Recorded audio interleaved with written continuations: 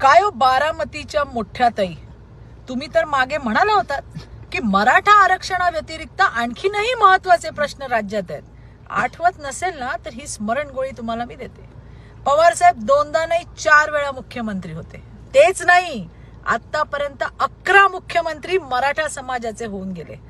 का नाही दिलं तेव्हा मराठ्यांना आरक्षण? तुम्ही आपल्या 50 वर्षाच्या कारकिर्दीत पवार साहेबांनी अनेक मोठी पदं भूषवलीत आणि राज्यातही त्यांच्याच विचाराचं, त्यांच्याच मार्गदर्शनात 15 वर्ष सरकार होतं. तेव्हा का नाही हो तुम्ही दिलत मराठ्यांना आरक्षण? 2014 ते 2019 मध्ये पहिल्यांदा 14% आरक्षण मराठ्यांना देवेंद्र फडणवीस यांच्या सरकारने दिलं. पुढच्या 2.5 वर्षात तुम्हाला आणि तुमच्या महाविकास आघाडीला ते टिकवताही आलं नाही हो. त्यावर बोला हो बारामतीच्या मोठ्या ताई. पुन्हा महायुतीचं सरकार आलं आणि मुख्यमंत्री एकनाथ शिंदेच्या नेतृत्वात पुन्हा एकदा 10% आरक्षण मराठा समाजाला दिलं.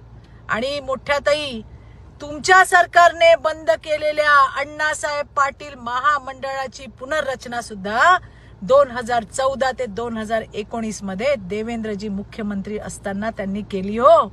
आणि आता लाखो मराठा तरुण तरुणी उद्योजक बनले.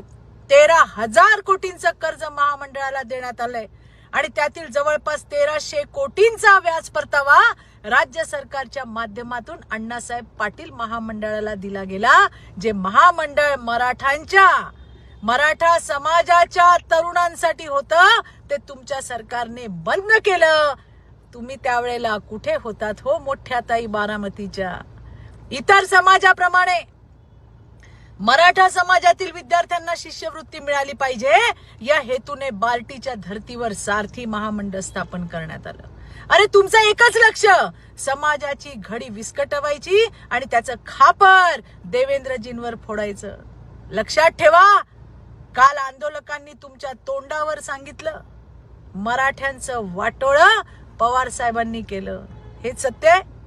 आरक्षण न देता तरुणांची माथी भडकवली, त्याचे पडसाद आहेत हे मोठ्या ताई बारामतीच्या. आणि सगळ्यात महत्वाचं, मोठ्या ताई, तू इधर उधर की बात मत कर. जरांगेची मुख्य मागणी ओबीसीतून मराठ्यांना आरक्षण द्या. यावर तुमच्या गटाची काय भूमिका आहे ते एकदा राज्यासमोर स्पष्ट करा. धन्यवाद.